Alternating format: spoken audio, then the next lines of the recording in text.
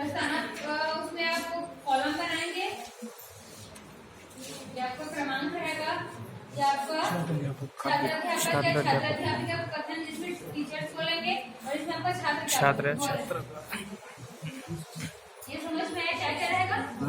फिर आपको मान लो जैसे हम लोग निकालेंगे संचार के साधन को निकालेंगे तो पहले आप मोबाइल को दिखाते हुए बच्चे से पूछ सकते हैं ये क्या है, तो बच्चे नॉर्मली जवाब देंगे मोबाइल है। फिर आप बोल सकते हैं कि मोबाइल से क्या करते हैं, तो क्या करते हैं, बात करते हैं। फिर मोबाइल से बात किस व्यवस्था के द्वारा, मोबाइल से बात किस व्यवस्था के द्वारा होता है, तो बताएंगे संचार, मतलब संचार के द्वारा मोबाइल में बात हो सकते हैं। तो संचार। अब फिर चौथा क्वेश्चन क्या जाएगा, चौथा टॉपिक में मतलब चौथा नंबर के क्वेश्चन में तो बोलेंगे आप संचार के साधन के बारे में क्या जानते हैं, तो बच्चे ज्यादा ही जान लेंगे, बोलेंगे वो आपका लास्ट वाला रहेगा, आपका समस्यात्मक प्रश्न होगा।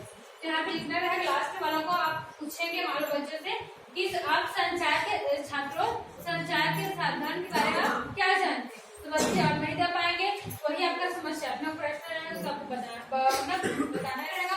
और ये सामान्यतः 4 से ज्यादा 4 या 5 में आपका प्रकरण निकल जाना चाहिए। इसके पहले हम लोग बताया ये क्या है, मोबाइल से क्या करते हैं, तो बात किसके द्वारा होता है, तो संचार के माध्यम से। तो चौथे में आ गया कि आप संचार के बारे में या संचार के साधन के बारे में क्या जानते हैं, तो हमारा वही आ गया ना मेन टॉपिक प्रकरण जो चौथे चैनल पे निकल गया। ये आपको प्रस्तावना इस टाइप से बनेगा। उसके बाद प्रस्तावना प्रश्न के बाद आएगा आपका उद्देश्य कथन, मतलब इसमें से आपका मेन उद्देश्य क्या है, वो अब क्या आज आपका क्या टॉपिक है, क्या पढ़ाने वाले हैं वो है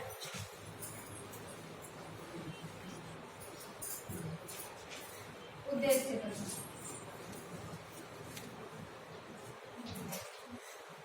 और सभी सब्जेक्ट में सेम ऐसी प्रोसेस है, जो आपको साइड हेडिंग मेन हो रहा है वो सेम रहेगा, बस आपको मतलब उसमें क्या क्या प्रकरण है उसके बारे में अलग अलग बताना है।